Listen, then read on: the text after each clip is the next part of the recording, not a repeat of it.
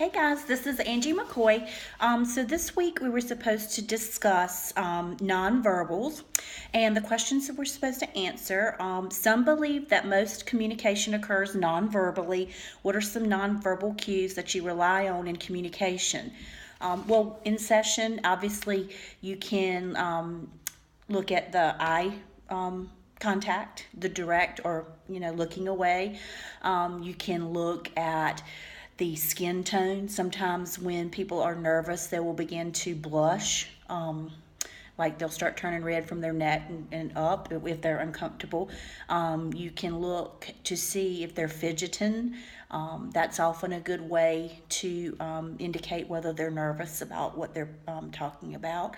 And you can look at their breathing and their posture. So those are some things that I look at when, especially working with students over at the Career Center.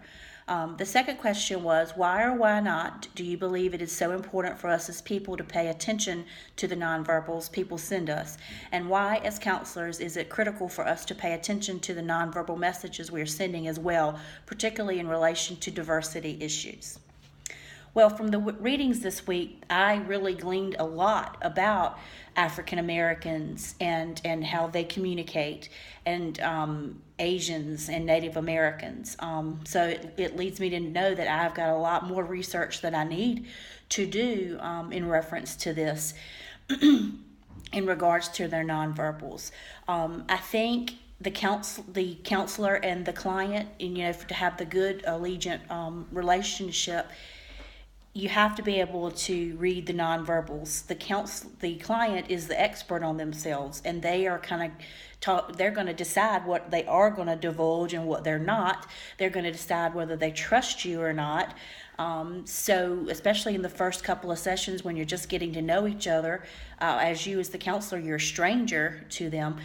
You do need to pick up on the nonverbals to kind of gauge where they're at on their journey of wellness. I think it's very important to talk about the nonverbals also at the end of the session, and maybe tell them that you picked up on these, and question and pose the question as you are trying to become more of an expert in their lives. I think it helps that you are willing to be invested in. By you noticing their nonverbals, I think that they feel appreciated, and that you are just not just sitting there nodding your head and kind of faking listening to them. And they may not even be aware of the nonverbals themselves, and what the nonverbals convey about how they're feeling on that day. I think looking at the nonverbals is very important. It can give you a segue into the session when somebody is verbally being a little bit more difficult or unwilling to discuss.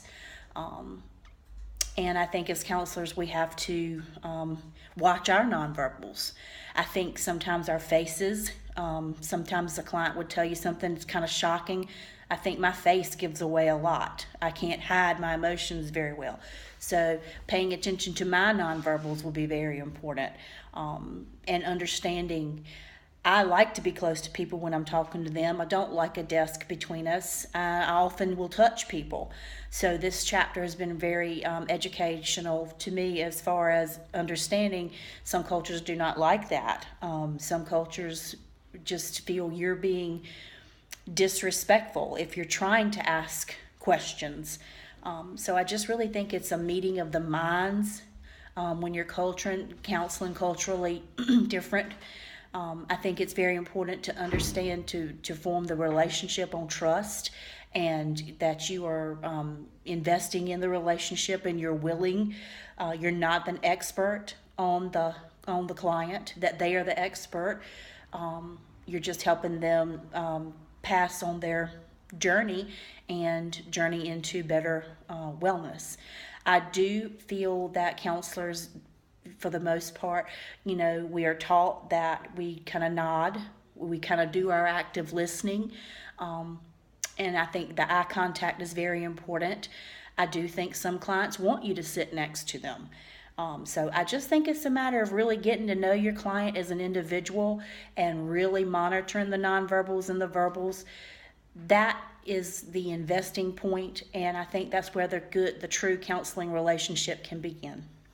I hope you all have a great week, and thanks for listening.